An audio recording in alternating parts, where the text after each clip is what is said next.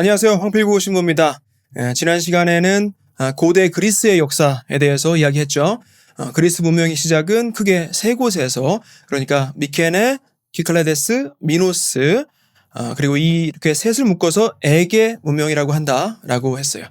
미케네 문명이 마지막까지 살아남아서 다음 시대까지 영향을 미치는데, 희한하게도 거기 본토에서 발견된 유물들 중에는 미노스 문명 발상지인 크레타 섬에서 만들어진 것들이 있었다는 거예요.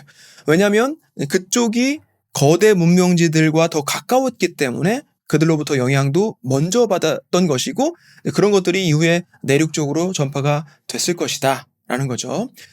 자, 일리아스와 오디세이아, 그러니까 호메로스의 서사지가 또 어떤 내용을 담고 있고 또 어떤 의미를 가지고 있는지에 대한 이야기도 했고, 트로이 전쟁에 대해서도 잠깐 언급을 했어요.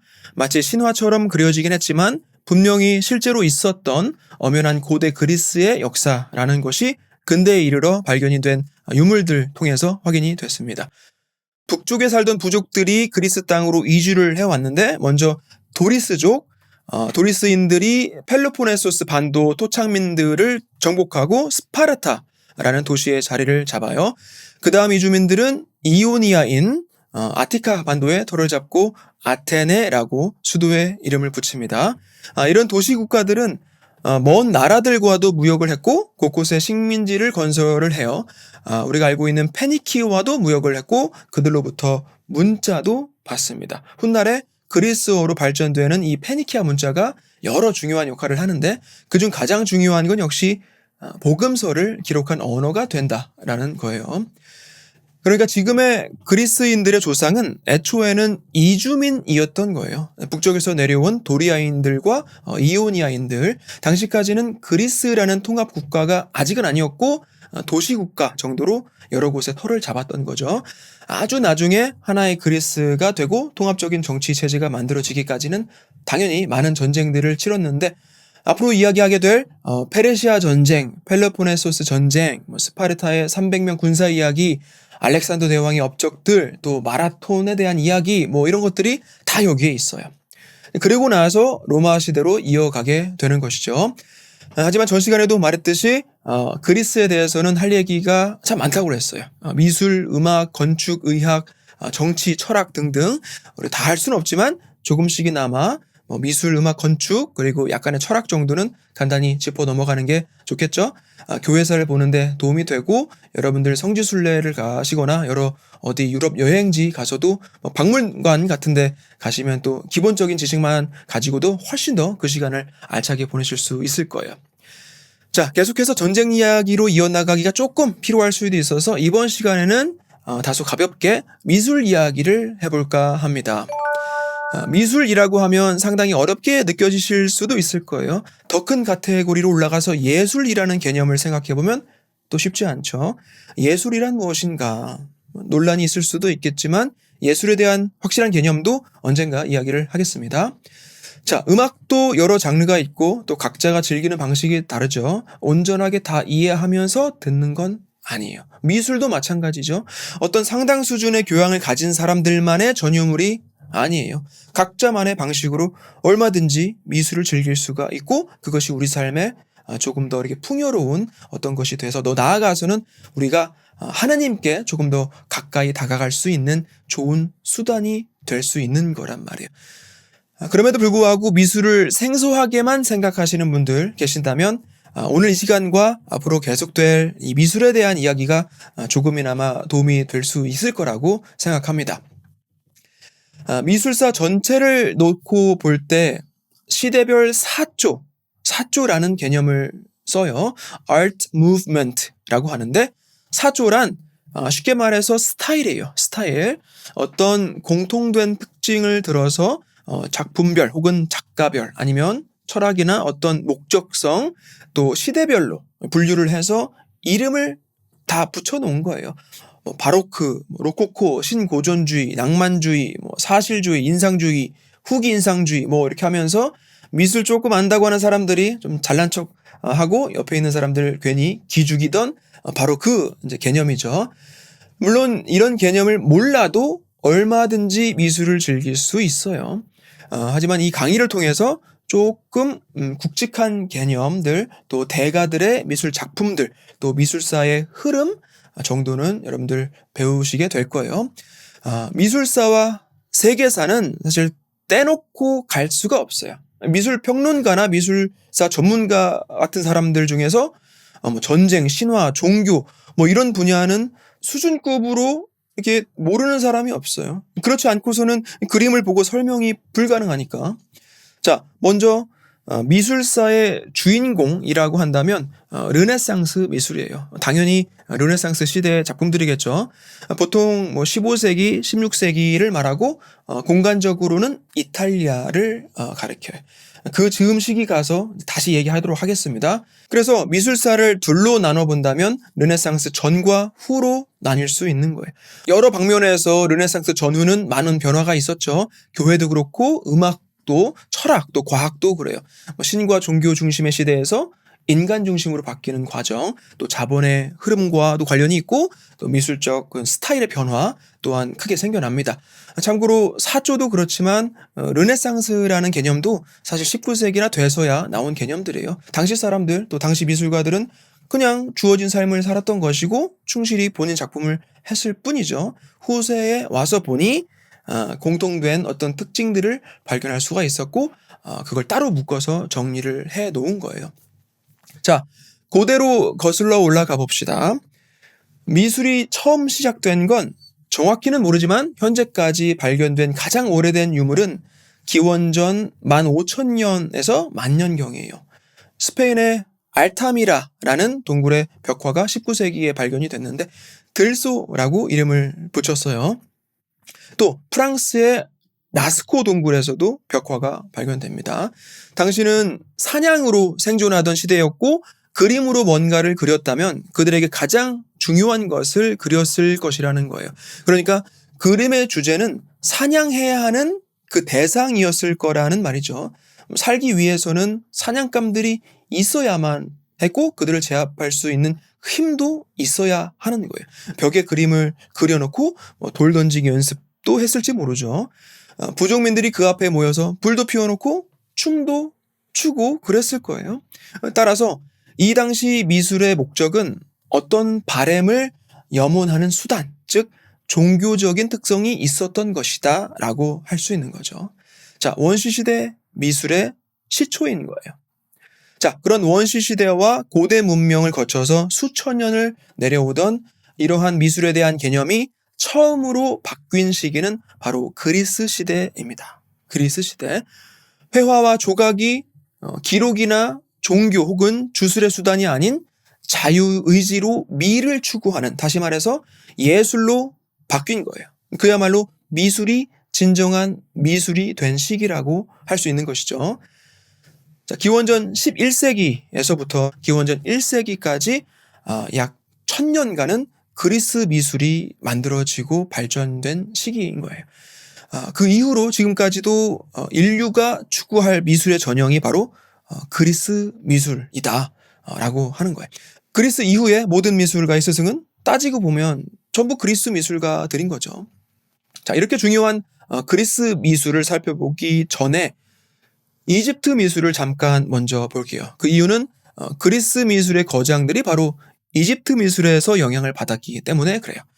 자, 이집트 하면 먼저 떠오르는 미술은 스핑크스, 또 피라미드, 그리고 그 안에 있는 벽화들과 조각상들이 있겠죠. 그리고 그것들은 그들의 종교와 관련이 있다라고 말씀드린 적이 있어요. 피라미드는 마치 거대한 돌산을 쌓은 거나 마찬가지인데 많은 노동자들 또 노예들이 투입됐을 것이고 비용도 많이 들었을 거란 말이에요. 그냥 단순한 기념물이 아닌 거죠. 실제적인 중요성이 있었던 거예요. 파라오는 신의 아들, 그러니까 왕이란 신적인 존재이고 인간적인 죽음 이후에는 신적인 삶을 다시 살아간다고 믿었단 말이에요. 그래서 그렇게 높게 쌓은 피라미드로 왕의 승천을 돕고 내부에다가는 그 육체를 썩지 않게 보존해야 한다라고 믿었던 거죠. 또 왕과 닮은 형상을 만들어서 같이 보존함으로써 그 왕이 계속해서 영원히 살게 될 것이라는 믿음을 가지고 있었던 거예요. 그리고 돌을 조각해가지고는 그 무덤에 같이 묻곤 했죠. 실제로 조각가를 가리키는 이집트 말 중에 하나가 계속 살아있도록 하는 자라고 해요. 처음엔 왕만을 위한 의식이었다가 나중엔 귀족들도 작은 무덤들을 줄줄이 가지게 됩니다. 어쨌든 이집트 미술은 영원을 바라는 종교적인 목적을 가졌다라는 거예요. 고대 이집트 무덤 속에서 많이 발견되는 벽화들을 보면 옆모습 같죠? 옆모습. 근데 자세히 보면 정확히는 옆모습이라고 딱 말할 수가 없어요. 얼굴은 옆, 눈은 또 정면, 상체는 앞을 바라보는데 무릎과 발은 다시 옆을 그려놨어요. 포즈 취해볼까요? 얼굴은 이렇게 돌린 상태에서 눈은 이렇게 와야 되고 발목을 꺾여야 되고 안 돼요. 어떻게? 자, 또 다른 그림을 하나 더 봅시다.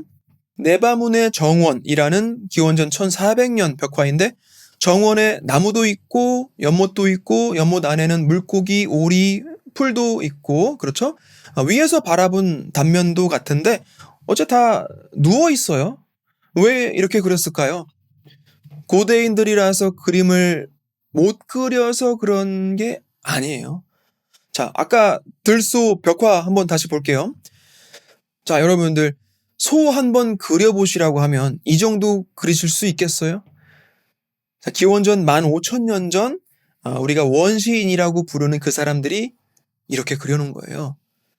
자, 이집트 미술을 이해하려면 그들 미술에 있어서 가장 중요했던 것이 뭐였는지를 알아야 돼. 이집트 미술의 목적은 아름다움이 아니라 완전함이었어요. 아름다움이 아니라 완전함이다. 모든 것을 가능한 아주 분명하게 그리고 영원히 보존하는 것이 그 미술의 목적이었단 말이에요. 이집트에서는 화가의 기법을 사용했다라기보다는 지도를 제작하는 사람의 방법과 가까웠다고 볼 수 있는 거예요. 자, 다시 벽화에서 사람 그린 거 한 번 더 봅시다. 머리는 옆으로 보여질 때 사실 가장 쉽게 볼 수 있어요. 정면보다는. 눈은 정면에서 볼 때가 눈이다라고 훨씬 쉽게 알 수가 있고 어깨와 가슴도 역시 정면에서 보는 것이 측면보다는 뚜렷하게 우리가 뭔지를 알 수 있는 거고 엄지발가락 또 발 모양은 옆에서 윤곽이 드러나게 그리는 것이 뭘 나타내고 있다라는 걸 바로 보여주는 가장 효과적인 방법이라는 거예요. 그릴 줄 몰라서 못 그렸던 것이 아니에요. 사람이나 사물의 형태에서 그들이 가장 중요하다고 생각한 모든 것을 다 그려 넣게 만든 일종의 규칙을 따랐을 뿐이다라는 거예요. 한순간에 뭐가 보이느냐가 아니라 어떤 한 장면에 대해 화가가 뭘 알고 있는가가 그 바탕이 되는 거죠. 그러니까 아름다움을 드러내기 위함이 아닌 정보 전달에 이집트 미술은 더 비중을 둔 것이다 라고 보면 돼요. 그리고 이렇게 사람들 중에서도 크기가 다 다르잖아요. 그건 크기를 다르게 해서 더 중요한 사람, 더 높은 사람을 차별화하는 거예요. 실제로 거인이 존재했다거나 이런 건 아니고 예를 들면 왕은 크게, 신하들은 작게, 노예는 작게, 관리 감독은 크게 뭐 이렇게 그리는 거죠. 근데 조각상에서는 이런 왜곡을 시킬 이유가 없겠죠. 그림에서는 입체적인 걸 평면에 표현해야 했기 때문에 왜곡이 발생했던 것이지만 조각은 그 자체가 3차원으로 만들어지기 때문에 그런 제한이 없어요. 하지만 조각에도 어떤 다른 규칙들은 있겠죠. 좌상을 만들 경우에는 손이 무릎 위에 올라와야 하고 남자의 피부는 여자 피부보다 어둡게 해야 한다 뭐 등등 이런 수많은 규칙, 법칙 또 그들만의 균형과 엄숙한 조화가 분명히 있어요. 이런 이집트인들의 미술적인 규칙 또 관례를 모르면 그들의 미술을 이해할 수가 없고 그냥 당시 미술 기법이 부족했다라고만 생각할 거예요. 다시 말하지만 고대 사람들이라고 해서 뭔가 모자라는 사람들이 아니었다라는 거. 영어로 primitive라고 해요. primitive. 원시인 혹은 미개인이라고 번역할 수 있는 단어인데 초기 인류학자들은 많이 사용을 했었어요. primitive라는 단어를. 근데 점점 연구가 거듭되면서 그들이 결코 우리보다 단순하지 않았다라는 것을 알게 되는 거예요. 그래서 잘 안 써요. 이제는 primitive라는 용어를. 원시라는 표현을 단순하게 어떤 뭐 시작점, 원점 정도로 이해하는 건 오케이. 근데 진보되지 못한 혹은 미개한이라는 해석은 맞지 않다라는 거예요. 우리가 이미 메소포타미아 문명, 수메르 문명, 아브라함의 고향, 고대 도시 우르 이런 데서 발견된 유물들만 봐도 알 수가 있죠. 고대인은 미개인이 아니었어요. 자, 말이 나온 김에 이집트 미술에 대해서는 비교적 이렇게 많이 알려져 있는데 상대적으로 메소포타미아 미술은 별로 알려진 것이 없어요. 첫 번째 이유는 물리적인 이유인데 그쪽 계곡에는 채석장이 없었어요. 대부분의 건물이 구운 벽돌로 만들어졌었고 시간이 흐르면서 어떻게 됩니까? 풍화작용이 일어나고 먼지로 날아가 버리는 거예요. 돌로 만든 작품들도 별로 없어요. 그리고 또 한 가지 중요한 이유는 종교적인 이유가 있어요. 이집트처럼 육체와 형상을 보존해야 한다는 그런 신앙이 없었던 거죠. 왕의 무덤을 하늘 높이 쌓거나 하지도 않고 미술가들을 시켜서 그 무덤의 벽면을 장식하거나 하지도 않았단 말이에요. 그래도 왕들이 전쟁에서 승리한 것을 기리는 기념비나 아시리아 시대 유물들이 조금 있긴 한데 그냥 넘어가겠습니다. 자, 그럼 그리스 미술로 가볼게요. 먼저 이 두 조각 작품들 한번 보세요. 라오콘과 아들들이라는 작품과 죽어가는 노예라는 작품이에요. 두 작품 중에 뭐가 더 마음에 듭니까? 물론 둘 다 멋지지만 한쪽은 기원 전 그리스 작품이고 다른 한쪽은 미켈란젤로 작품이에요. 자, 어느 쪽이 미켈란젤로이고 어느 쪽이 그리스 시대의 것일까요? 크게 얘기하지 마시고 속으로만 생각하세요. 혹시 틀리면 창피하니까. 자, 아시다시피 미켈란젤로는 르네상스 시대 사람이고 유명한 작품들 중에 뭐가 있습니까? 바티칸 시스티나 경당에 가면 천장화를 그렸고 그 중에 천지창조가 유명하죠. 벽화에는 최후의 심판이라고 또 있고 베드로 성당에 가면 그 설계를 완성한 것도 미켈란젤로이지만 특히 그 돔 그리고 거기에 피에타 그리고 유명한 게 또 다비드상 그 밖에도 많은데 회화, 조각, 건축 분야에까지 그야말로 천재였고 특히 르네상스 최고 조각가 하면 미켈란젤로를 꼽는다는 거예요. 놀라운 건 피에타랑 다비드상 모두 미켈란젤로 20대 중반 작품들이에요. 자, 어떻게 마음의 결정을 하셨습니까? 이 작품이 미켈란젤로예요. 나중에 르네상스 미술을 할 때 미켈란젤로 이야기는 다시 하겠습니다. 그럼 당연히 이 친구가 그리스 시대 조각이 되겠죠. 그런데 어디 가서 미켈란젤로 작품이라고 해도 다 믿을 거예요. 그렇죠? 무슨 뜻이에요? 그만큼 발전이 없었다는 얘기예요. 지금 현대 조각가더러 해보라고 해도 아마 굉장히 힘들 거예요. 그 디테일하며 표정까지 전부. 죽어가는 노예는 1500년대 작품이고 라오콘과 그의 아들들은 기원전 100년경 작품이에요. 즉 1600년이나 차이가 나는데도 별다른 게 없다라는 거죠. 그러니까 미술사에서 조각은 적어도 테크닉적인 면에서는 그리스 때 이미 거의 완성이 됐다라는 얘기죠. 자, 라오콘과 아들들에서 잠시 살펴보면 지난 시간에 얘기했던 트로이 전쟁 기억하시죠?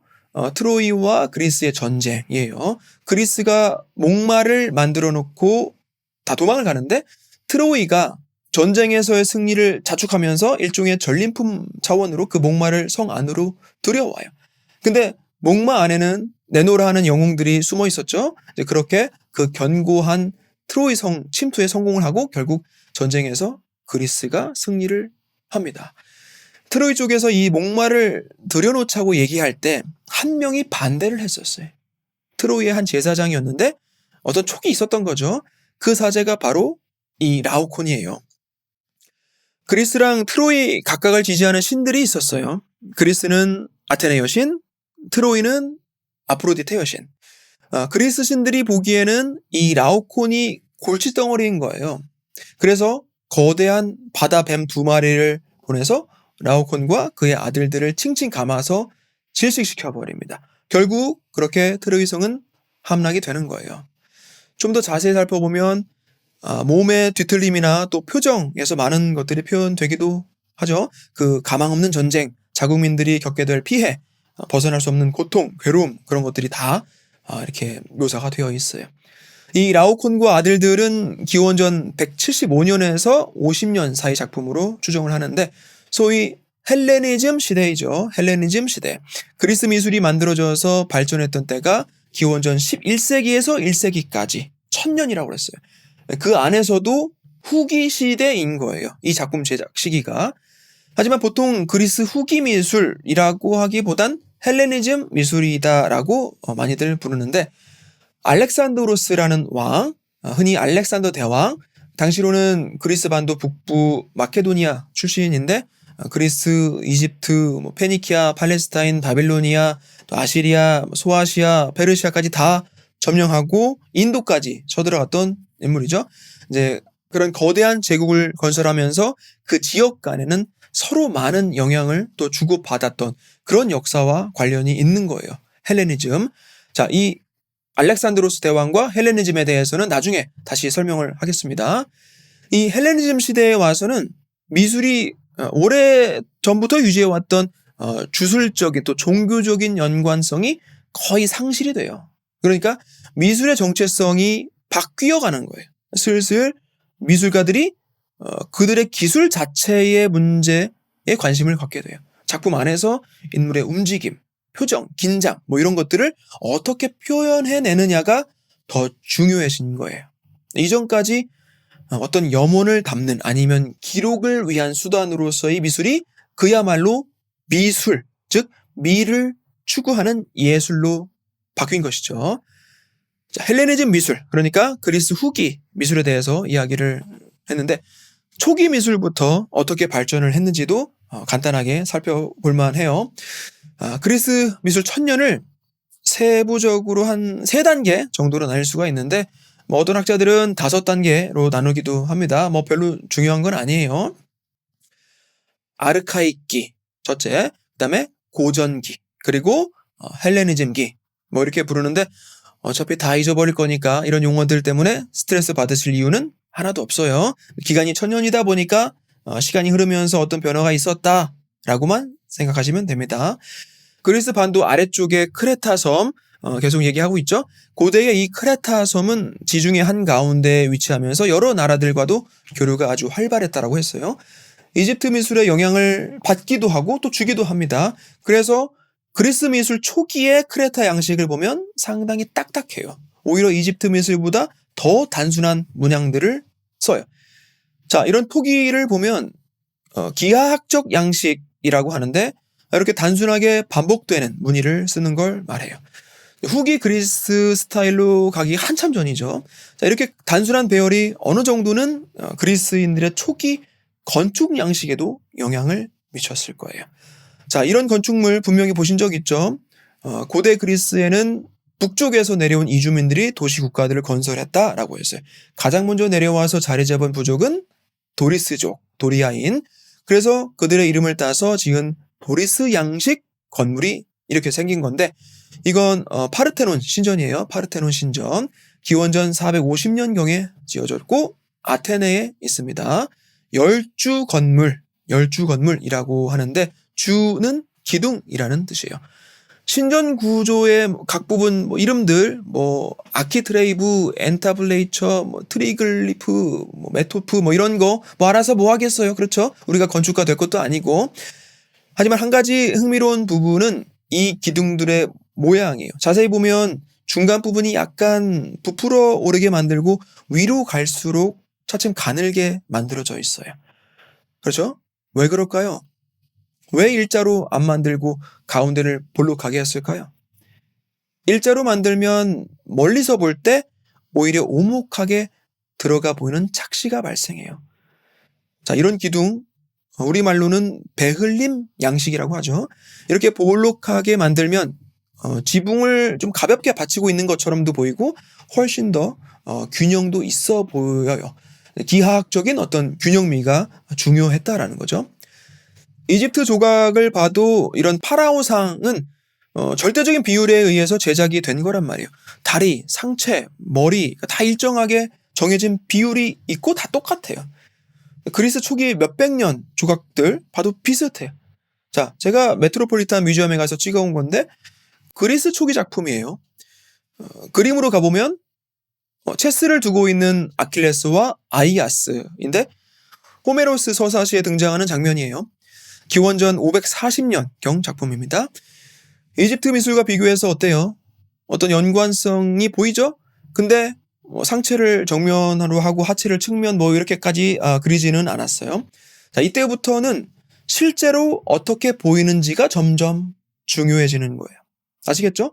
자, 그리스 미술 클래식, 고전기, 그러니까 중기를 열었다고 하는 작품으로는 미론이라는 조각가가 만든 원반 던지는 사람을 꼽아요. 마치 살아있는 듯한 운동감을 주죠.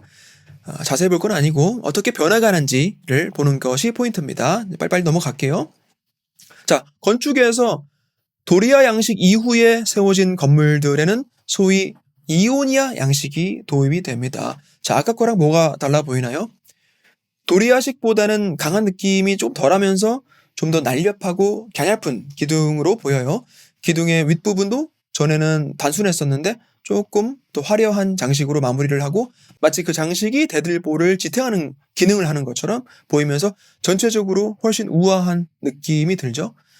이제 기원전 4세기 초가 되면 도리아 양식의 간결함, 또 이오니아 양식의 우아함, 더 나아가서 새로운 기둥 형태가 선호되는데 당시 부유한 상업 도시 이름을 따서 코린트 양식이라고 불러요. 이렇게 비교해보면 좀 낫죠? 잘 보이죠? 점점 화려해져요. 그리스 미술 후기인 헬레니즘 시대에 가서는 좀 많은 변화를 겪는다고 했죠. 여러 문화가 이렇게 짬뽕이 되니까. 대표적인 조각 작품들 중에 하나가 이거예요. 기원전 160년경에 세워진 페르가몬이란 도시에서 발견된 제단이에요. 신들과 거인들과의 싸움이 조각으로 묘사가 되어 있습니다. 아주 거대한 작품이지만 그리스 미술 초기 조각의 조화미를 찾아볼 수는 없어요. 전혀 다르죠. 헬레니즘 미술은 이렇게 강하고 또 격렬한 작품을 선호했어요. 자, 아까 그 라오콘과 아들들 기억나시죠? 미술에 있어서 뭔가 극적이고 또 효과적인 표현을 중시했던 시대가 바로 헬레니즘 시대였던 거예요. 그리고 나중에 그리스가 쇠퇴를 하고 로마가 세상을 정복합니다. 로마는 그리스와는 또 완전히 다른 민족이었어요. 곧 배우시게 될 겁니다. 어쨌든 로마는 그리스의 이런 훌륭한 작품들을 다 가져오고 또 받아들이면서 거기에서 또 발전을 시켜요. 로마의 미술 또 건축에 대해서는 나중에 또 살펴보도록 하겠습니다. 자, 이번 시간에는 이렇게 이집트 미술 또 그리스 미술, 시간이 흐르면서 헬레니즘 시대까지 어떤 변화가 있었는지 대표적인 작품들을 보면서 이야기해 봤습니다. 뭔가 굉장히 교양 있는 사람이 된 것 같지 않습니까? 자, 이렇게 예술이라는 거 많이 할 필요 없지만 이렇게 조금 기본적인 지식만 가지고도 훨씬 우리 인생을 풍요롭게 재미나게 만들어줄 수 있다는 거예요. 자, 다음 시간에는 페르시아 전쟁으로 가볼게요. 마라톤의 유래, 스파르타군 300명의 이야기, 올림픽, 데모크라티아, 그러니까 민주주의, 폴리스, 연극의 시초, 또 철학에 대한 이야기도 조금 해보도록 하겠습니다. 고맙습니다.